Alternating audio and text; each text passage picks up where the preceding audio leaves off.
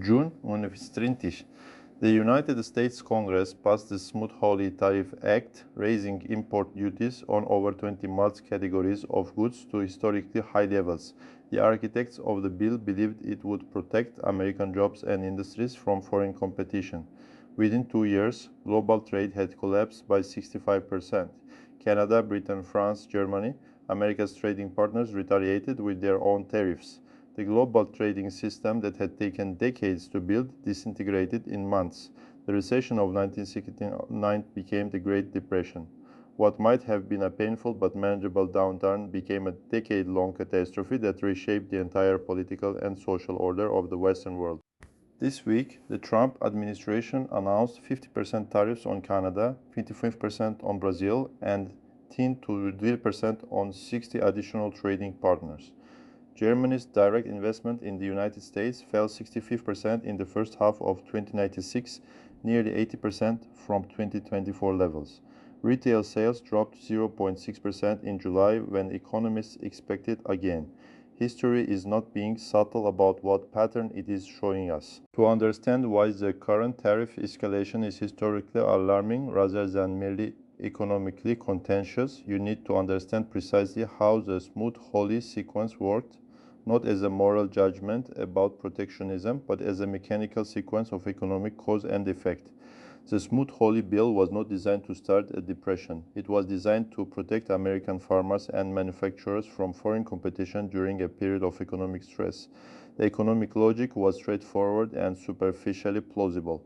If you raise the cost of importing foreign goods, consumers will buy domestic goods instead, supporting American jobs and industries.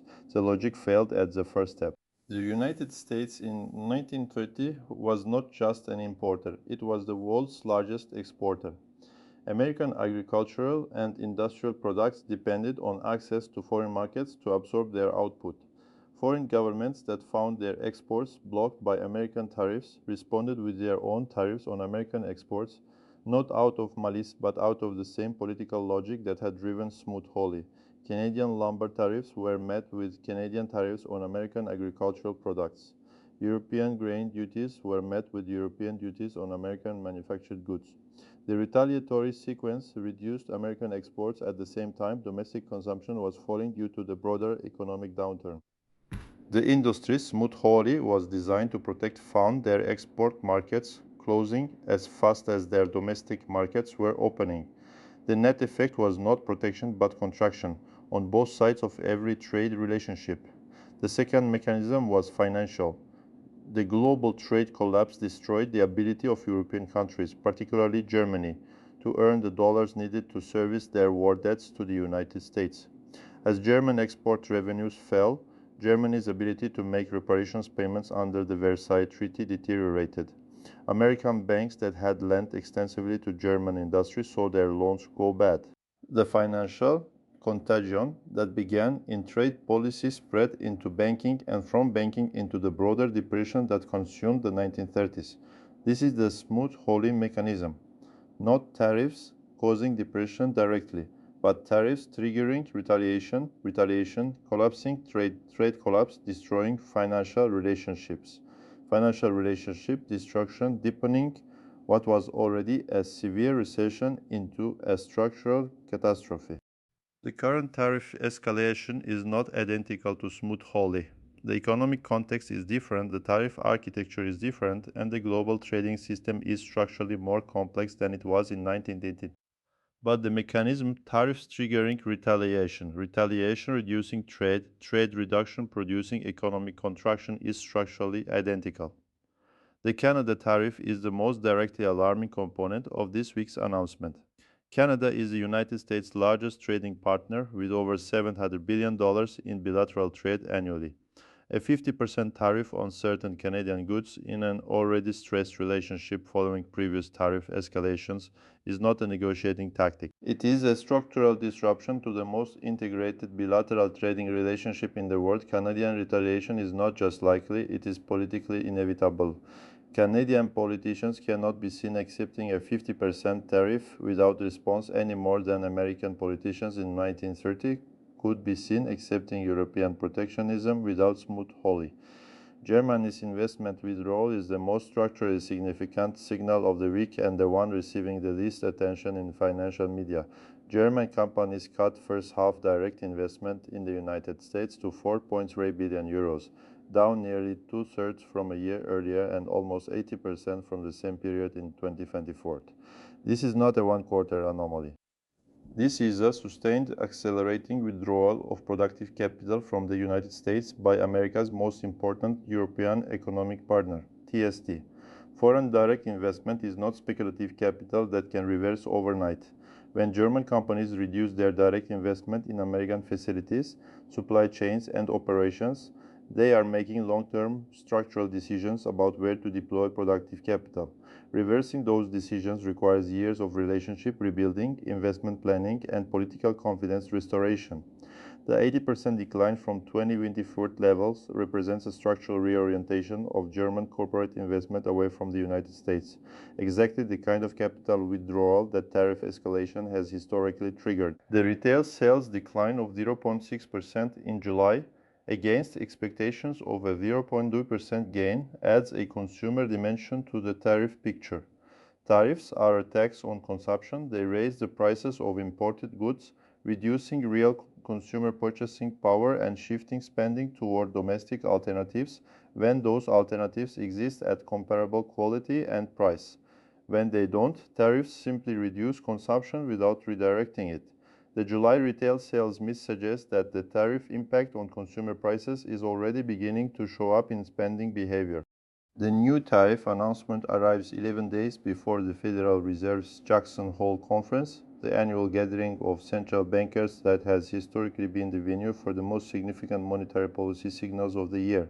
Jackson Hole matters in the current context because Warsh's first major public address as Fed chair will occur there, and the tariff escalation creates a specific challenge for whatever message he delivers. Tariffs are inflationary. They raise the prices of imported goods directly, and they raise the prices of domestic goods that compete with imports because the removal of competitive pressure allows domestic producers to charge more. The tariff-driven inflation that Smoot-Hawley's successors have documented is not a monetary phenomenon. It cannot be addressed by raising interest rates without simultaneously slowing the domestic economy that the tariffs were ostensibly designed to protect. The Fed faces the same trap at Jackson Hole that it has faced throughout the series: inflation that rate hikes cannot fully address in an economy that rate hikes are already slowing. The tariff escalation adds another supply-side inflation input to the 4.0% CPE trajectory. The oil price pressure from Hormuz and the AI transition energy costs documented in the previous video, each supply-side input contributing to an inflationary environment that is structurally resistant to the demand reduction approach that conventional monetary policy employs. Warsh's Jackson Hole speech will need to address the tariff impact directly or conspicuously avoid it. Either choice reveals something about his approach to the supply-side inflation trap. If he addresses it and acknowledges that tariff inflation requires a different policy response than demand pull inflation, he is implicitly making the case for the Burns template, finding structural reasons why the current inflation doesn't require aggressive tightening. If he ignores it and focuses on the headline inflation number, he is applying the Volcker template mechanically to a supply-side problem that mechanical tightening would address only by producing a more severe recession than the supply shock alone would generate. The historical record of tariff escalation sequences from Smoot-Hawley through the various 20th century trade disputes produces a specific set of observations about how they end. Tariff escalation sequences rarely end through negotiation in the acute phase. The political dynamics that produce tariffs, domestic industries seeking protection, politicians responding to constituent pressure, make de-escalation politically costly in the short term.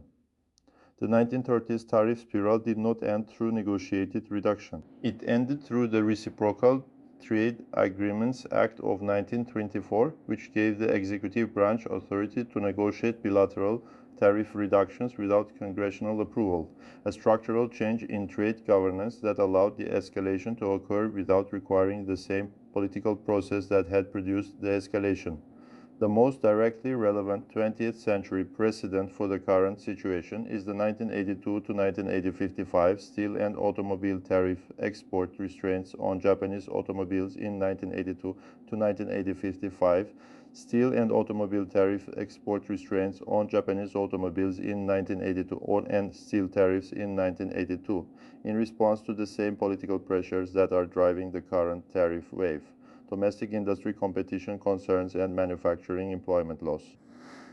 Japan's response: accelerating investment in American manufacturing facilities, relocating production inside US tariff walls, was the corporate adaptation that eventually resolved the trade tension without a full-scale tariff war. The current tariff wave's most likely endpoint, if history is a guide, involves one or more of three resolution mechanisms: negotiated bilateral deals that reduce specific tariff pressure in exchange for concessions on other issues, corporate adaptation, in which affected trading partners' companies relocate production to avoid tariffs, or economic pressure on the tariff-imposing country that forces the escalation through domestic political reversal. The Germany investment withdrawal data suggests a second mechanism is already operating. German companies are reducing their US exposure rather than fighting the tariff environment through lobbying or legal challenge. This is rational corporate behavior, and it is historically consistent with how large trading partners have responded to American protectionism in previous episodes. The historical record of tariff escalation periods produces specific asset class observations that are directly relevant to anyone managing wealth through the current environment. Tariff escalation is consistently negative for trade-dependent equities. Companies whose revenue depends significantly on cross-border commerce, exporters, importers, importational manufacturers with complex supply chains, face margin compression from both directions: rising input costs on the import side and retaliatory barriers on the export side. The S&P 500's current concentration in technology companies, many of which have significant international revenue and semiconductor supply chains that cross multiple tariff borders, makes the index more vulnerable to tariff escalation than in previous cycles. Tariff escalation is consistently positive for domestic-focused businesses with pricing power, companies that produce entirely domestically, serve primarily domestic markets, and benefit from the reduced competition that tariffs provide. This is the historical logic of protective tariffs. They redistribute income from consumers and export-oriented producers to import-competing domestic producers. In portfolio terms, domestic utilities, domestic infrastructure, domestic consumer staples, and domestic healthcare tend to outperform during tariff escalation periods. Tariff escalation is consistently inflationary in the short term and deflationary in the medium term. The short-term inflation comes from higher import prices. The medium-term deflation comes from the economic contraction that trade reduction produces: reduced activity, reduced employment, reduced consumption. This stagflation-adjacent dynamic, rising prices and falling economic activity simultaneously, is the most challenging environment for conventional balanced portfolios for exactly the reasons documented throughout this series. Gold has historically performed well during tariff escalation periods. For the same reason, it performs well during any period of economic uncertainty combined with currency pressure. Tariff escalation typically weakens both the imposing country's currency, as trading partners reduce their demand for it, and the targeted country's currencies, as their economic activity is disrupted. Gold, which is nobody's liability and nobody's tariff target, benefits from the currency pressure that trade wars create.